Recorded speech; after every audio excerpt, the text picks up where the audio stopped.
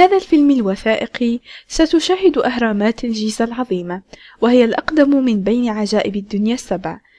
وبعدها سآخذك إلى دهشور، والتي بها الهرم المنحني والهرم الأحمر الشهير، وبعدها إلى ممفيس حيث كانت العاصمة الإدارية لمصر القديمة. ومن هناك سنذهب إلى سقارة التي يوجد بها 16 هرما المعروفة، من ضمنها أول هرم في مصر والمعروف بالهرم المدرج. ومن هناك سنذهب إلى القاهرة حيث يمكننا رؤية قلعة صلاح الدين الأيوبي وحصن بابليون وكنيسة سانت ماري والكنائس المعلقة في القاهرة القبطية، ومساجد جميلة متنوعة، منها مسجد السلطان محمد علي باشا، مسجد الرفاعي، ومسجد ابن طولون، ومسجد عمرو بن العاص، ومسجد الأزهر، ومسجد ومدرسة السلطان حسن، ومسجد الحسين حيث دفن رأس الإمام الحسين عليه السلام وفقا لقول البهرة الداودية. سنرى أيضا العديد من القبور، منها قبر محمد رضا بهلوي آخر شاه في إيران. ومن هناك سآخذك إلى أسوان لأريك ضريح جلالته أجا خان الثالث. وبينما نحن في أسوان سأريك أيضا المقابر الفاطمية التي يقال أن 77 من أولياء الله مدفونون هناك. هنا سترى أيضا بيت السيدة زينب بنت حضرة الإمام علي عليه السلام. وبعدها سنعود إلى جبل سيناء حيث كلم الله نبيه موسى وأعطاه الوصايا العشر. إذا أعجبك عملي من فضلك اضغط زر إعجاب الموجود في يوتيوب أسفل يسار الفيديو، وسأكون شاكرا إذا كتبتم تعليقاتكم القيمة أيضا. شكرا.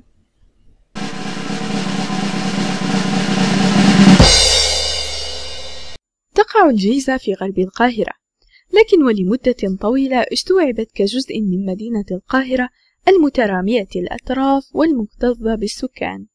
أهرامات الجيزة العظيمة هي الأقدم من بين عجائب الدنيا السبع، والوحيدة التي بقيت سليمة إلى حد كبير. بني الهرم كمقبرة للأسرة الرابعة للفرعون المصري خوفو في أكثر من 20 عاما، قرابة 2560 قبل الميلاد. في الأصل كان الهرم الأكبر مغطى بكسوة جيرية والتي شكلت سطحا خارجيا أملسا. ما يرى اليوم هو البناء الأساسي الكامل. بعض من الكسوة الجيرية التي غطت الهيكل من قبل يمكن أن ترى الآن حول القاعدة.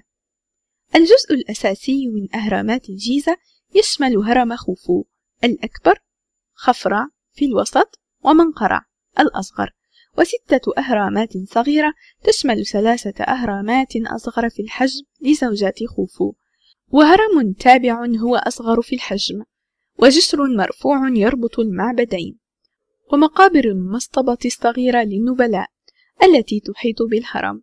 في البداية وبطول 164 مترا كان الهرم الأكبر أطول بناء من صنع الإنسان لأكثر من 3800 عام. في الوقت الحاضر يبلغ ارتفاع هرم خوفو 139 مترا، وهرم خفرع 137 مترا، وهرم منقرع 65 مترا، كلهم عائلة. الهرم الأكبر للأب، الأوسط للإب، والأصغر للحفيد. أبسط تفسير لاستخدام الأهرامات أنها كانت أماكن لدفن كل من ملوكهم، واكتشاف تابوت حجري في كل من الأهرامات الثلاثة يدعم هذه الفكرة. الأهرامات والمرفقات الجنائزية الموجودة بداخلهم تساعد الملك على الصعود للعالم الآخر. توجد 3 حجرات معروفة بداخل الهرم الأكبر. الحجرة السفلى مقتطعة من حجر الأساس الذي بني به الهرم ولم يكتمل. حجرة الملكة وحجرة الملك توجد في قمة بناء الهرم. هرم الجيزة الأكبر هو الهرم الوحيد في مصر والمعروف باحتوائه على كل من الممرات الهابطة والصاعدة. توجد 3 أهرامات بالجيزة ملحق بكل منها معبد جنائزي. الهرم الأكبر هو حقا عمل هندسي مدهش.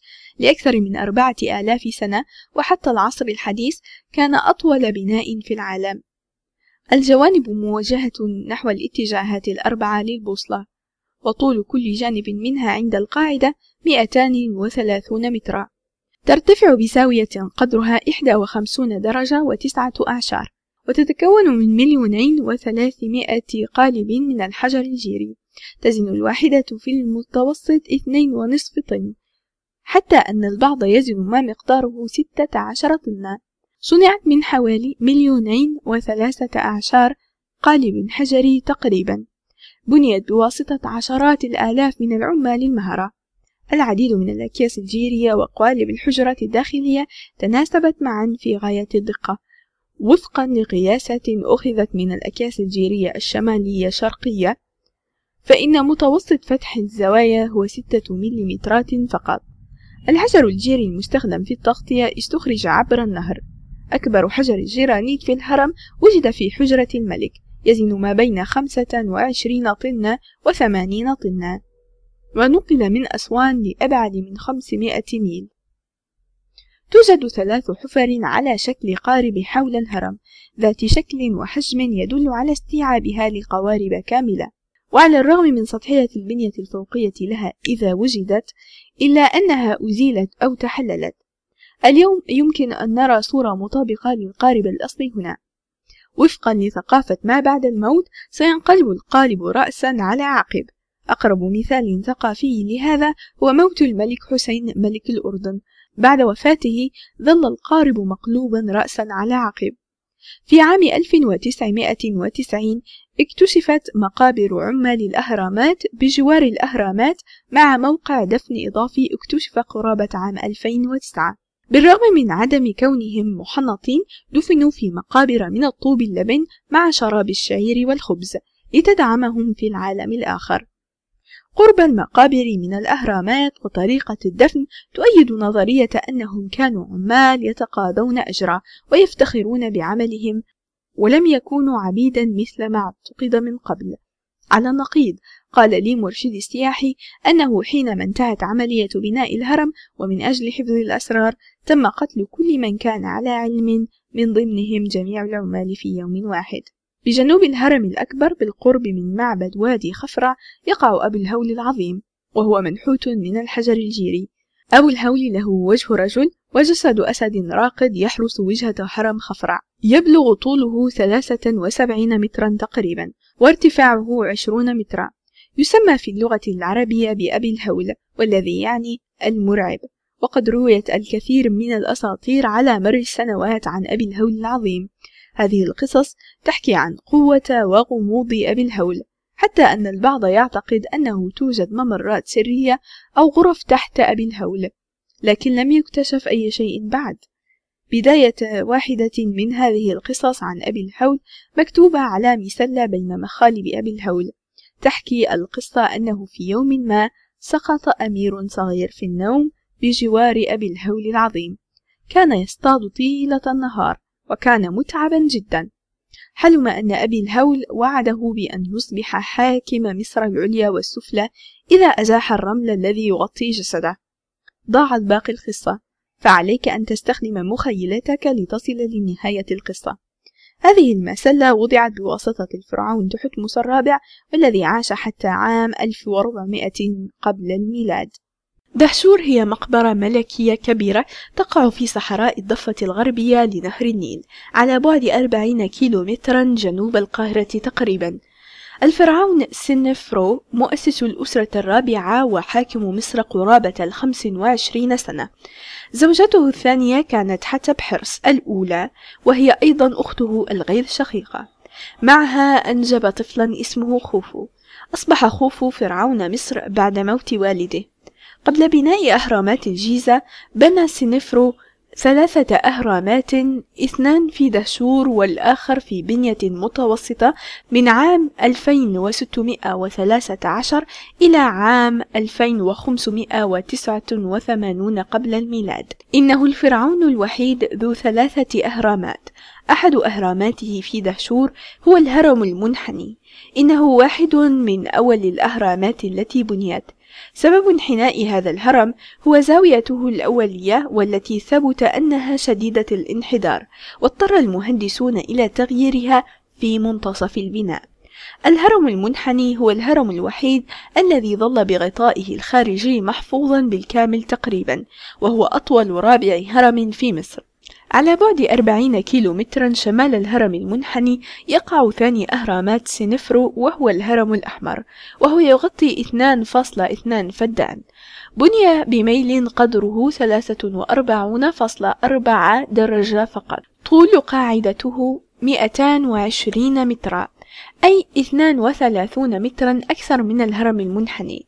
ارتفاعه هو نفس ارتفاع الهرم المنحني في حالته النهائية 105 أمتار، وهو حقا أول هرم ذو جوانب ملساء، وأطول ثالث هرم في مصر. تسلقت 94 قدما ودخلت الهرم الأحمر. مدخل النفق عبارة عن 1 متر مربع، أول ممر ينحدر بزاوية قدرها 27 درجة بطول قدره 63 مترا تقريبا. نهاية الممرات المنحدرة تصب في ممر مستوي طوله 8 متر تقريبا. هذا الدهليز يقود إلى الأولى من حجرات 3. أول حجرة لها سقف مثلث مدعوم يتكون من 11 طبقة صاعدا بارتفاع 12 مترا تقريبا. توجد فتحة لممر قصير ثاني، والذي يقودنا إلى الحجرة الثانية. الحجرة الثانية لها أبعاد مماثلة للحجرة الأولى، ومن النادر أنها الوحيدة من بين حجرات الهرم التي تقع مباشرة تحت النقطة المركزية للهرم. وفي نهاية الجنوب تم وضع سلم ليسمح بالدخول للغرفة الأخيرة. مدخلها يقع فوق أرضية الغرفة الثانية ب8 أمتار. هذه منطقة عسكرية قديمة، والهواء مليء بالأمونيا من تعفن البول، مما يجعل التنفس داخل الحجرة أمر مستحيل.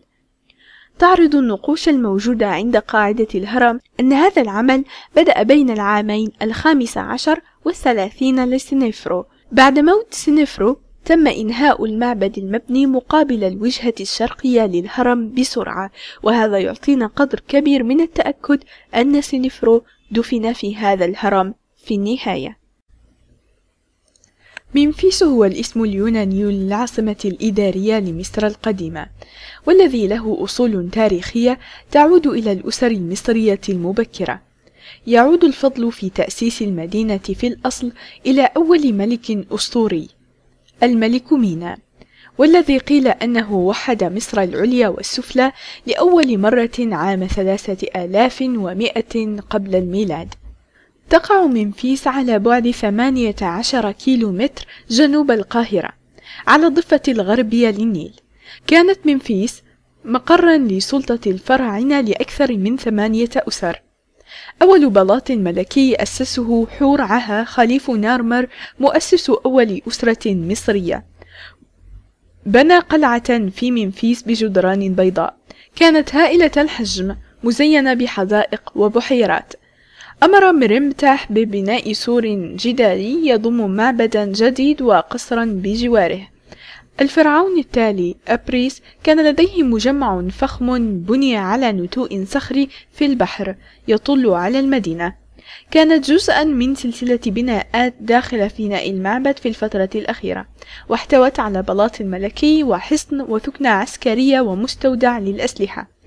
بقيت ممفيس مدينة مهمة خلال التاريخ القديم، شغلت منصب استراتيجي في فم نيل الدلتا. المدينة كانت أيضا هي المكان الذي ميز الحدود بين مصر العليا والسفلى. في عصرها الذهبي ازدهرت ممفيس كمركز محلي للتجارة والتبادل التجاري والديانة. كانت ممفيس أيضا المكان الرئيسي لعبادة الإله بتاح، والذي يعتقد أنه الإله الخالق في المنطقة. المعابد العديدة التي بنيت له ولزوجته سخمت ولابنه نفرتم تكمن الآن في الأنقاض. غير الأنقاض المبعثرة ذهبت معظم المدينة أو هدمت ودمرت وتم تجريدها من الزخارف، أو كمنت تحت الحقول المزروعة وطمي النيل والقرى المحلية. لم يتبقى الكثير من ممفيس القديمة عدا بعض الآثار من المملكة الجديدة والفترات اللاحقة. اليوم في ممفيس سترى متحف في الهواء الطلق، ومن بين العديد من الأشياء الأخرى من صنع الإنسان يعرض أبو الهول المصنوع من المرمر. يبلغ وزنه أكثر من 80 طنا. كان واقفا خارج معبد الإله بتاح الضخم. توجد أيضا بقايا تماثيل الجرانيت لرمسيس الثاني، توابيت من الجرانيت وأقراص تذكارية من العصور السابقة. بداخل المتحف في منفيس تمثال ضخم للفرعون رمسيس الثاني، منحوت من حجر جيري ضخم طوله قرابة 10 أمتار. اكتشف في عام 1820 قرب البوابة الجنوبية لمعبد بتاح، ولأن قاعدة التمثال قد كسرت فإنه يعرض الآن راقدا على ظهره.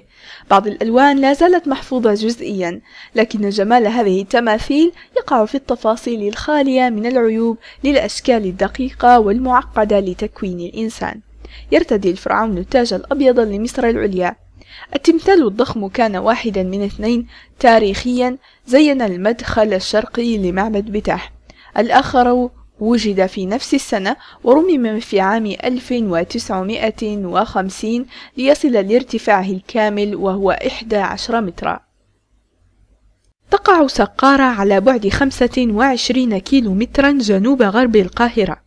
تقع على حافة الصحراء الكبرى وتطل على السهول الفيضية لنهر النيل. إنها جبانة شاسعة وقديمة لمنفيس، وتعد واحدة من أهم مدن مصر القديمة.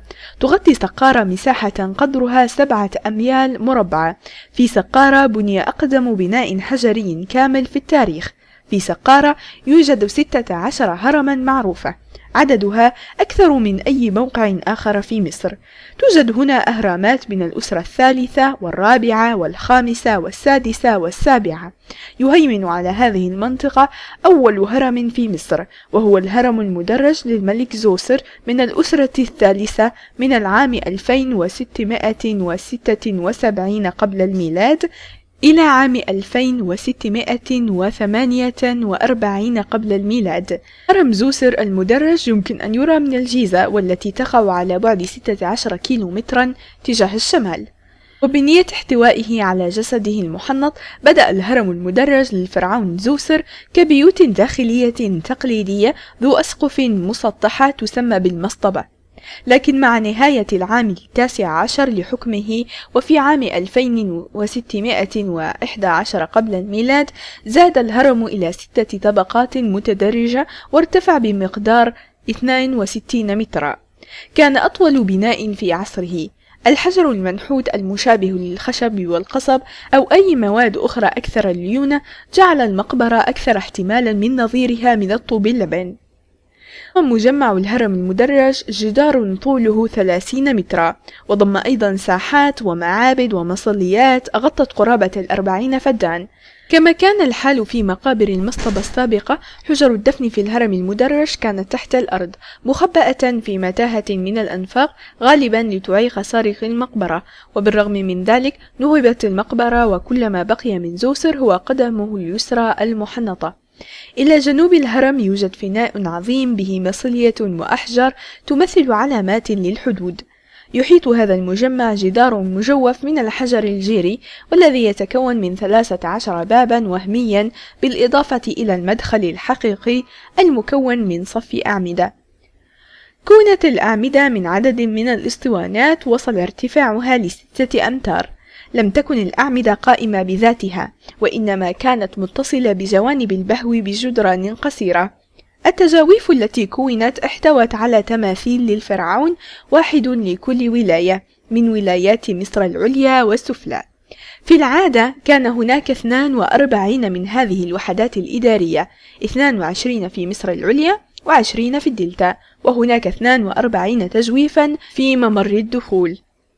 في النهاية كان هناك بهو عرضي بأعمدة مكونة من 4 أزواج من حزب القصب مجتمعة معا لتدعم السقف. هذه الأعمدة كانت أقصر بمقدار متر من الأعمدة الموجودة في الممر. وظيفتها العملية الوحيدة أن تعطي بعض المساحة للموكب الجنائزي ليعرف عن نفسه قبل أن يظهر في الفناء، عبر باب حجري والذي ظل مفتوحا دائما. في الجانب الجنوبي للمجموعة وبجوار المصليات الوهمية توجد ساحة، والتي مكنت الملك من تمثيل اليوبيل الفضي لعيد سيد، ربما في العالم الآخر.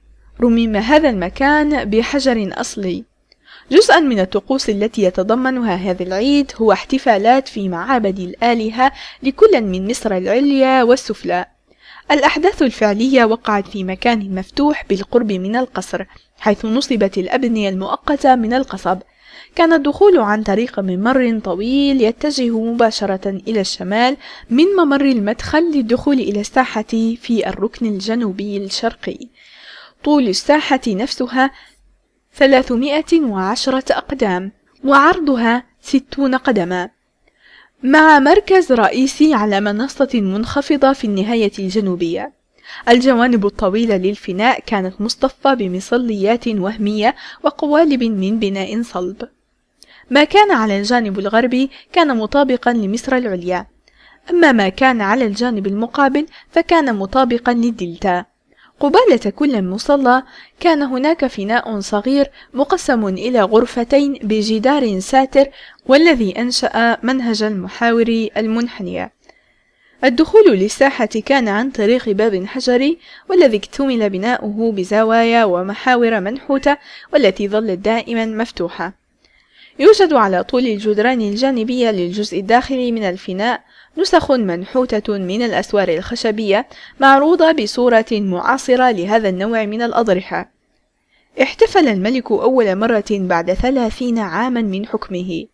كان سبب ذلك أنه أراد أن يظهر للناس أنه ما زال قويا. يجري في الفناء 10 مرات خلف ثور، يمسك الثور من ذيله ويوقفه 10 مرات كحاكم مصر العليا، و10 مرات كحاكم مصر السفلى. الرموز الموجودة في مقبرته تعرض فرعونا يجري مع تاج أبيض. معنى ذلك أنه قام بهذا الاحتفال مرتين، التاج الأبيض لمصر العليا والتاج الأحمر لمصر السفلى. يتكرر هذا الاحتفال كل 30 عاما. في الركن الجنوبي الغربي من البلاط الملكي للفرعون حتشبسوت يوجد ممر مفتوح، والذي يقودنا حول الزاوية إلى مبنى يقع مباشرة خلف الصف الغربي للمصليات. زاوية آخر معبد والمصنوعة من القصب تم تدويرها بشكل مناسب، ربما لتعطي مساحة أكبر لتحريك بعض الأشياء الضخمة مثل المحفات. على غرار معظم المباني في مجموعة زوسر، هذه المجموعة بها حجرات فعلية. كان هناك مدخلان، واحد في وسط الحائط الجنوبي والآخر في ركن الجانب الشرقي. كما هو الحال بالمصليات، الأبواب الحجرية ظلت مفتوحة دائما تتأرجح للداخل قبالة الحائط. بعد أن يحكم الفرعون يأتي إلى هنا ليحصل على البركات من كل واحدة منها، كل له محراب خاص. الحجرة الأولى التي دخل إليها كانت عبارة عن صالة بها عمودين فقط. الأعمدة كتلك التي في ممر المدخل كانت عبارة عن حزم برد متصلة بالجدار الجانبي، وكذلك الحال بالنسبة للعمود الوحيد في الحجرة الصغيرة المجاورة. الجانب الغربي من المبنى يتكون من عدة حجرات. النقطة المحورية كانت عبارة عن مربع له شرفة في الحائط الشمالي. استخدمت هذه الحجرات بواسطة الفرعون ليرتاح وليبدل ملابسه أثناء عيد حتشبسوت. شملت أيضا المراحيض وغرف النوم ومناطق تناول الطعام. كان هناك أيضا إعداد رسمي لطقوس التقرب، والتي كانت بكل تأكيد جزءا من الأحداث.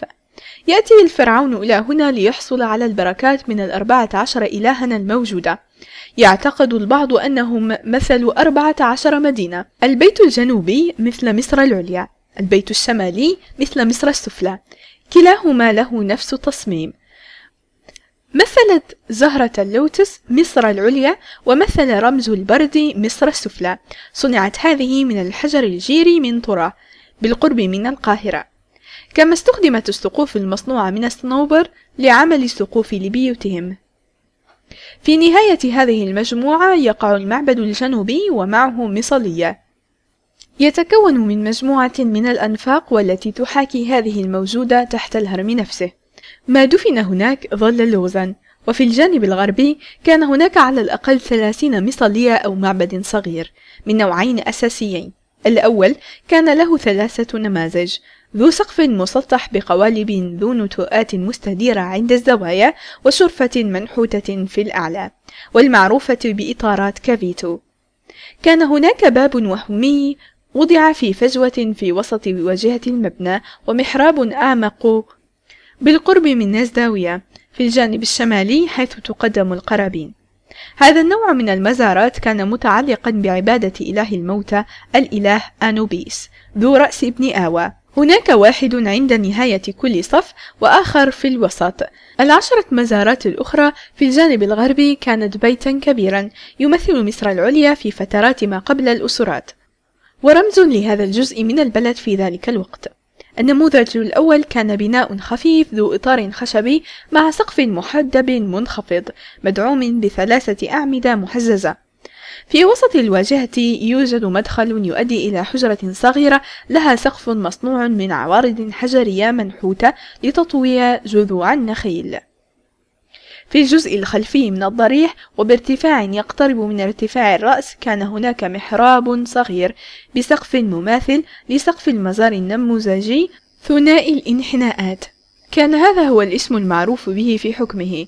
اسم زوسر أعطي له بعد 1000 سنة من بناء هذا المجمع، حينما جاء أحد الزوار الغير معروفين في حكم رمسيس الثاني لمملكة جديدة لزيارة هذا المجمع، وكتب بعض النقوش بالهيروقراطية. هنا ظهر اسم زوسر لأول مرة. هذا هو الدليل الوحيد أن الفرعون المسمى نفرخت يدعى زوسر. في الجانب الشرقي من الساحة كان هناك 12 مزارا، والتي كانت غالبا ممثلة للدلتا. كان لهم أيضا أسقف محدبة ولكن ليست عريضة كسابقتها، وليس لها أعمدة. توجد أيضا إطارات مميزة على شكل مروحة. النموذج الأول ربما صنع من الطوب اللبن والأعمدة الخشبية وحصائر من القصب. الساحة الأمامية الصغيرة ومنهج المحاور المنحنية مماثل لتلك الموجودة في المزارات المقابلة، وغرف العبادة مماثلة، ولكن لا توجد هنا محاريب على شكل تماثيل. المدخل والذي يقود إلى حجرة صغيرة لها محراب يقع في الجانب الجنوبي للمبنى بدلا من المقدمة. في المعبد الصغير الأخير وفي النهاية الشمالية للصف وجدت الأرجل المقطوعة لمجموعة مكونة من شخصين بالغين وطفلين، على الأرجح أنها تماثيل زوسر وملكته كحاكمين لمصر العليا والسفلى، أو ربما العائلة الملكية. قبل أن يبني تيتي هرمه في الامتداد الجنوبي للمعابد القديمة، بدا هذا الجزء من سقارة غير مستغل بالفعل. بعض من المسؤولين في عصر تيتي اختاروا أن يبنوا مصاطبهم مباشرة باتجاه الجهة الشمالية لآثار ملكهم. جبانة تيتي استخدمت بشكل جيد في الفترة الأولى المتوسطة، وفي أثناء المملكة المتوسطة والفترة الثانية المتوسطة دفن القليل هنا. ولكن في النصف الأول من المملكة الجديدة عندما استعادت منفيس أهميتها اشتهرت ثانية. استخدام هذه الجبانة في المملكة الجديدة كان له علاقة بالعبادة التي تمتع بها تيتي في هذا الوقت. إلى الشمال والغرب من المجمع بنيت عدة مقابر أثناء الأسرة الثالثة وما بعدها. من بين هذه المقابر مصاطب بتاح حتب من الأسرة الخامسة هي الأشهر.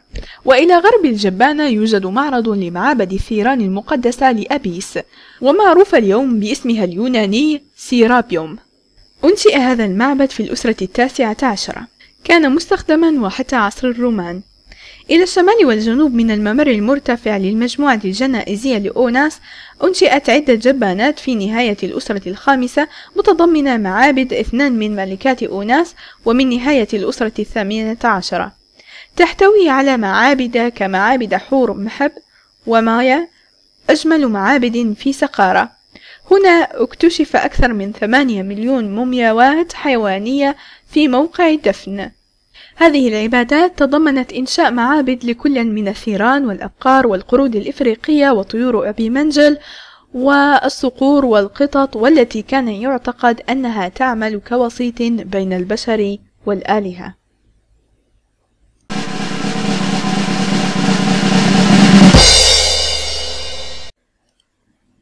قلعة صلاح الدين الأيوبي بالقاهرة حصنها الحاكم الأيوبي السلطان صلاح الدين في الفترة ما بين 1176 و1183 ميلادية لتحميهم من الصليبيين. دافعت القلعة عن مصر ضد العديد من الهجمات في فترات مختلفة. كانت مستقرا لحاكم مصر لأكثر من 700 عام. كانت القلعة محاطة ب11 برجا. بلغ طول الجدران التي طوقت السياج الشمالي 10 أمتار، وبلغ سمكها 3 أمتار. موقعها على التل بالقرب من وسط القاهرة كان معروفا بنسيمه العليل والمناظر الرائعة للمدينة. اختار صلاح الدين الأيوبي هذا الموقع لهوائه الصحي. في الوقت الحاضر تبدل الهواء المنعش بالدخان، والضباب سيطر على المنظر. يشار إلى القلعة أحيانا بقلعة محمد علي لأنها تحتوي على مسجد السلطان محمد علي باشا. المسجد العظيم لمحمد علي باشا هو مسجد على الطراز العثماني، أكبر ما بني في النصف الأول من القرن التاسع عشر، وهو أيضا معروف باسم المسجد المرمري. حكم محمد علي باشا مصر لمدة 45 عاما. دفن هو وزوجته في ساحة المسجد. أعلى المدخل توجد منصة كبيرة مدعومة بأعمدة من الرخام، وعلى يمين المدخل يوجد قبر محمد علي. بني المسجد بقبة رئيسية محاطة ب4 قبب صغيرة نصف دائرية. وفي أثناء زيارته لتركيا رأى آيا صوفيا وقرر أن يبني مسجدا مشابها. كان هذا الطراز المحتفظ به للمساجد التي بنيت في عهد السلطان إعلان جريء لاستقلال مصر من حكم الأمر الواقع. يوجد برج لساعة من النحاس الأصفر في وسط الرواق الشمال الغربي، والتي أهداها ملك فرنسا لويس فيليب لمحمد علي في عام 1845. القبة المركزية قطرها 21 مترا، وارتفاع المبنى 52 مترا. الجدران والأعمدة مغطى برخام لارتفاع يصل إلى 11 مترا. المحراب الرخامي يغطيه نصف القبة على الأقل. القبب مسننة ومغطى بميداليات كبيرة وحوافز أخرى. القبة الداخلية مدهشة لأنها بحجم وشكل يشبه مساجد اسطنبول. المسجد له منبرين، المنبر الكبير استخدمه الملك، والآخر استخدمه حفيده الملك فاروق. الملك فاروق كان آخر الملوك حتى عام 1952 عندما استولى جمال عبد الناصر على حكومة مصر. المنبر الصغير للقارئ الذي يتلو آيات القرآن. هذه السجادة الجميلة اليدوية الصنع ذو الأعوام 160 كانت هدية من شاه إيران رضا بهلوي. مدرسة ومسجد السلطان حسن واحدة من الآثار الإسلامية الرائعة في العالم الإسلامي. أمر السلطان حسن ببناء المدرسة في عام 1361 ميلادية، واستمر العمل بها 4 سنوات. كان المسجد على وشك الانتهاء عندما اختفى أو قتل السلطان حسن، أنهاه بشير الجمدار. بني المسجد والمدرسة بفناء مفتوح محاط ب4 مدارس إسلامية. فناء المسجد يبدو كمربع طوله 34 مترا وعرضه 32 مترا. توجد في الوسط نافورة كبيرة للوضوء، والمغطاة بقبة خشبية محمولة على 8 أعمدة رخامية تحيط برأسها مزينة بمجموعة مقتبسة من الآيات القرآنية، وهي آية الكرسي. مسجد الرفاعي يقع بجوار قلعة القاهرة. يعود المسجد إلى سنة 1361 ميلادية. يوجد به ضريح من العصور الوسطى لأحد الأولياء المسلمين، وهو ضريح أحمد الرفاعي. طائفته تعرف بالرفاعية، وهي طائفة إسلامية تشبه الصوفية. المسجد هو مكان الراحة للأسرة الحاكمة، ومن ضمنها الملك فاروق. استغل المسجد لفترة قصيرة كمكان استراحة شاه إيران رضا بهلوي، والذي مات في منفاه في جنوب إفريقيا في عام 1944 ميلادية، وأعيد إلى إيران بعد الحرب العالمية الثانية. جزء من حجرة الدفن مستغل لابن رضا شاه محمد رضا بهلوي، والذي مات في القاهرة عام 1980. يحتوي الضريح على 19 نوعا من الرخام مستوردة من باكستان، والكثير جدا من أوراق الذهب. هذا هو مسجد ابن طولون. سلطان محمد علي باشا كان واحدا من المماليك. المماليك كلمة عربية وهي تسمية عربية للجنود الرقيق، بشكل خاص ترمز إلى الطبقة العسكرية في مصر الوسطى، والتي ارتفعت من كونها مجرد جنود رقيق كان أغلبهم أتراك. على مر الوقت المماليك أصبحت طائفة عسكرية قوية في العديد من المجتمعات الإسلامية. استولت المماليك على السلطنة لأنفسهم في كل من مصر وسوريا في الفترة من عام 1250 إلى عام 1517. مسجد عمرو بن العاص هو أول مسجد بني في مصر وفي إفريقيا. أنشئ في عام 642 ميلادية. عمر كان القائد الذي احتل مصر ليدافع عنها ضد الرومان. رحب به الأقباط كمحرر لمصر، ثم وظفه الخليفة بعد ذلك كحاكم مصر. في الأصل وفي أول قياس له كان طوله 29 مترا وعرضه 17 مترا، وبني بجذوع النخيل والخشب، وفي الوقت الحاضر يغطي مساحة قدرها 11 فدان، وهو أحد أكبر المساجد في إفريقيا. هذا هو مسجد ابن طولون. ولد أحمد بن طولون في عام 835 ميلادية. يعد واحدا من القواد العسكريين الأتراك في سامراء العراق. مسجد الأزهر هو واحد من أقدم المساجد في القاهرة، وأقدم جامعة في العالم تعمل إلى الآن. حاليا نظرا إلى الحجم الكبير نقلت جامعة الأزهر إلى موقع قريب من المطار الدولي. هذا مسجد الحسين، والذي بني عام 1154. يقع بالقرب من سوق خان الخليلي. سمي على اسم حفيد الرسول صلى الله عليه وسلم الحسين بن علي عليه السلام. هنا دفن رأس الحسين بن علي عليه السلام وفقا لقول البهرة الداودية. بإمكانك أن ترى هذا الضريح الفضي، تبرعت به البهرة الداودية. تزور كل البهرة مكان رأس الحسين عادة. توجد شريحة رخامية في المسجد، والتي تحتوي على حديث الرسول صلى الله عليه وسلم: حسين مني وأنا من حسين، أحب الله من أحب حسينا.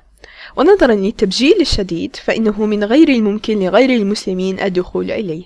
حصن بابليون كان مدينة محصنة قديمة أو قلعة في دلتا مصر، تقع في بابليون، وتعرف هذه المنطقة اليوم بمصر القبطية. كانت بين الحدود بين مصر السفلى والوسطى، حيث كانت تدفع المراكب التي تمر بالنهر رسوما عند الصعود أو النزول من النيل. أول حصن بني في عهد سمراميس في عام 525 قبل الميلاد. كان حصن مسيحي. كان بابليون أيضا لاجئا من المسيحيين الأقباط الذين اضطهدوا من المسيحيين الرومان في الإسكندرية. وفي أثناء احتلال العرب لمصر حوصر الحصن لقرابة 7 أشهر قبل أن تسقط أخيرا في أبريل سنة 641 في يد القائد العربي عمرو بن العاص، والذي بقي هنا هو وجنوده 600 لمدة شهر. بداخل سياج الحصن يوجد المتحف القبطي ودير وعدة كنائس، من ضمنها كنيسة القديس جورج والكنائس المعلقة. كنيسة السيدة ماريا القبطية الأرثوذكسية، والمعروفة أيضا بالكنيسة المعلقة، هي واحدة من أقدم الكنائس في مصر، والتي تعود إلى القرن الثالث الميلادي. المدخل من الشارع عبر بوابات حديدية تحت قوس حجري حاد. يمكن الوصول إلى الكنيسة عن طريق 29 درجة. المسافرين الأوائل إلى القاهرة أطلقوا عليها كنيسة الدرج. قام البابا إبرام بإعادة بناء الكنيسة بشكل كبير من سنة 975 إلى 78 ميلادية. أيقونة المزار المركزي مصنوعة من خشب الأبانوس المرصع بالعاج، ويعلوها أيقونات للسيدة مريم العذراء و12 من تلامذة المسيح. ساتر مصلى الكنيسة مصنوع من الأبانوس المرصع بالعاج والمنحوت في أجزاء تعرض عدة تصاميم للصليب القبطي. في الداخل القسم الوحيد الذي يعد أصلي هو القسم الموجود على يمين المصلى فوق الحصن. فوقها يوجد قبة خشبية مدعومة ب4 أعمدة رخامية ومزينة بمشاهد دينية، مثلا عيسى على عرشه يحيطه القديسين مؤلف الأناجيل ال4 وتلامذته والملائكة. الكنيسة فريدة بسبب سقفها الخشبي. السقف الخشبي لصحن الكنيسة يذكرنا بسفينة سيدنا نوح. أمام المصلى المتوسط في صحن الكنيسة يوجد منبر رخامي من القرن ال11 والذي يرتكز على 15 عمودا مزينة بالفسيفساء والنقوش التي ترمز إلى المسيح وتلامذته ال12 ويوحنا المعمدان ومريم العذراء. كما هي العادة في الكنائس القبطية، أحد الأعمدة لونه أسود والذي يمثل يهوذا، والآخر رمادي لتوماس الشك. في الداخل ينفصل الممر الجنوبي عن صحن الكنيسة ب8 أعمدة رخامية متصلة من فوق بحلي معمارية خشبية معتمدة على أقواس. الممر الشمالي هو أيضا منفصل عن صحن الكنيسة ب8 أعمدة رخامية، لكن ليست هناك حلي معمارية. بالقرب من منتصف الممشى الجنوبي يوجد باب، والذي يقودنا إلى كنيسة صغيرة لها مزار. بداخل هذه الكنيسة الصغيرة توجد معمودية، وهي عبارة عن حوض عميق من الجرانيت الأحمر والذي يعود إلى القرن ال5، مزينة برموز الماء في اللغة الهيروغليفية. توجد 7 مصليات في الكنيسة، تقع 3 منها في المزار الرئيسي و3 أخرى تقع في المزار الموجود على اليمين. يمكن أن نجد أيضا في المقبرة الفاطمية خلف المتحف النووي بأسوان، والذي يبعد 800 كيلومترا عن القاهرة. تعود المقبرة في أسوان إلى القرن ال10. تقول المصادر التاريخية أن الكثير من الفاطميين هربوا لهذه المنطقة بعدما أطاح السلطان صلاح الدين الأيوبي بالأسرة الفاطمية. هنا يمكن أن ترى مجموعة أبنية من الطوب اللبن ذو سقوف مقببة. بالرغم من أن معظم القبور حديثة، لكن بعضها يعود إلى القرن ال9. يقال أن 77 من أولياء الله مدفونين هنا. من أكثر المواقع زيارة في المقبرة هو بيت السيدة زينب بنت حضرة الإمام علي عليه السلام. يقال أنها عاشت هنا لفترة قصيرة، يسمى بمقام السيدة زينب. توجد في أسوان عدد من المساجد الجميلة. أحد أبرز هذه المساجد هو مسجد الطابية. يقع المسجد على تلة في وسط أسوان. يظهر الأسلوب المعماري النموذجي للمساجد التي تحتوي على قبة في المنتصف لها مدخل مقوس محاطة بمئذنتين وصالة للصلاة تحت القبة المركزية.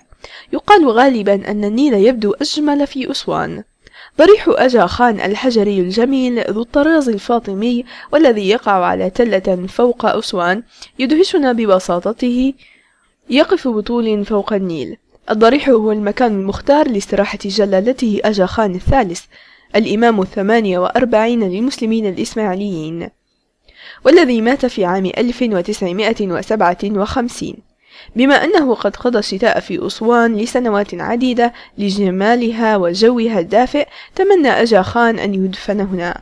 في الوقت الحاضر لم تعد هناك فرصة للسياح ليجتمعوا لزيارة الضريح كما فعلوا من قبل. بدلا من ذلك يمكنهم فقط أن ينظروا للنيل بعظمته.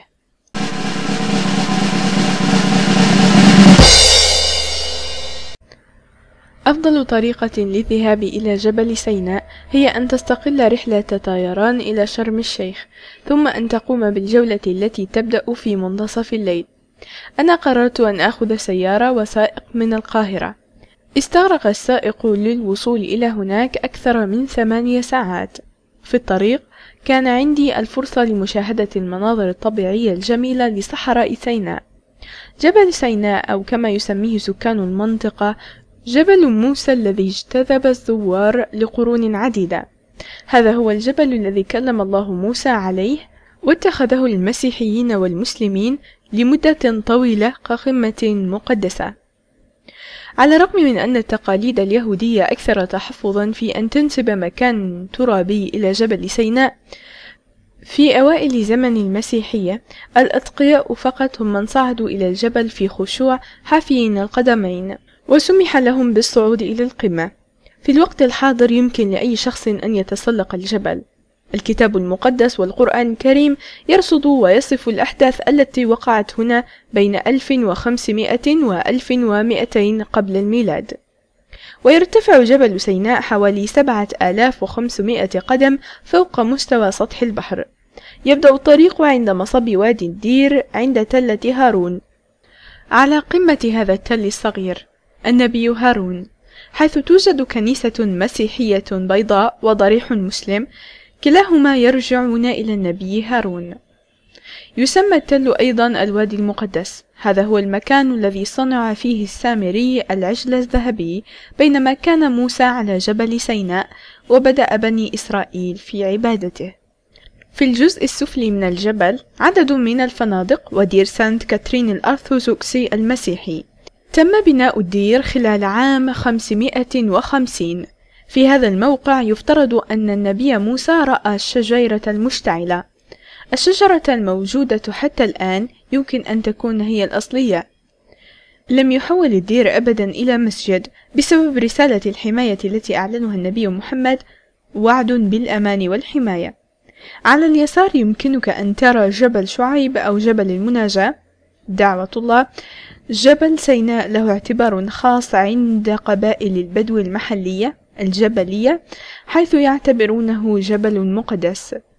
يبلغ طول هذا الطريق حوالي 7 كيلومترات، ويستغرق الطريق حوالي من 5 إلى 8 ساعات حسب مستوى لياقتك. ينبغي للمرء أن يحضر معه مياه كثيرة وأحذية خاصة للمشي، وهو غالبا ما أحضره موسى عندما صعد عليه. كثير من الناس لا يدركون أن النبي موسى قام برحلات متعددة فوق جبل سيناء عندما أعطى الله له ألواح الشريعة. يمكنك أن تصعد 3750 خطوة كما يفعل الكثير من الزوار. كانت درجة الحرارة تحت الصفر، وتبلغ سرعة الرياح أكثر من 80 كيلومتر في الساعة. إذا كنت تتسلق مسرعا سيؤثر انخفاض مستوى الأكسجين بشكل خطير على سلامتك. إذا كنت تريد أن تصل إلى القمة لا بد أن تكون صبورا. إذا كنت غير لائق لا بد أن تحدد. فعلى الرغم من أن العديد من الشباب والمسنين وصلوا إلى القمة، يمكنني أن أؤكد لك أنك ستكون متعبا جدا بعد هذه الرحلة، أو تفعل كما فعلت. خذ مايكل جاكسون. هذا الجمل لا يعرف اسمه فقط، بل يعرف كلمة إنجليزية أخرى وهي أسرع. نصرخ ونقول أسرع ويسرع الجمل، ولكن بعد ذلك يتحرك كما كان في أول الأمر. كنت أسخر من مايكل جاكسون. عندها مال بي قليلا بالقرب من صخرة. بعد ذلك كل منا عرف قدره جيدا. وكان المرشد السياحي يرتدي قميصا أقصر من جلبية، قميص الرجال الطويل التقليدي، في حين أنني كنت أشعر بالبرد وأنا أرتدي تقريبا جميع الملابس بما في ذلك سترة اشتريتها عند سفح القمة. كانت ترفع الرياح ثوبه وهو يمسك بمايكل جاكسون وأنا راكب عليه. هناك طريق رئيسي واحد يغامر الجميع عليه جنبا إلى جنب، وعلى المرء أن يسافر خلال رحلة مضنية يعبر من خلالها على جميع أنواع التضاريس: رمال ناعمة، حصى وحصى صخرية والصخور الصغيرة. يختلف المسار أيضا في عرضه في أماكن مختلفة، من إمكانية أن يسير عدة أشخاص جنبا إلى جنب إلى مسارات أضيق والتي يتمكن شخص واحد فقط من السير عليها. صعد الجمل هذا الممر الضيق، واستغرقت الرحلة أكثر من 2 ساعات للوصول إلى نهايتها والقريبة من حوض إيليا. يجب أن تصعد 750 خطوة متبقية سيرا على الأقدام، والتي تستغرق حوالي نصف ساعة.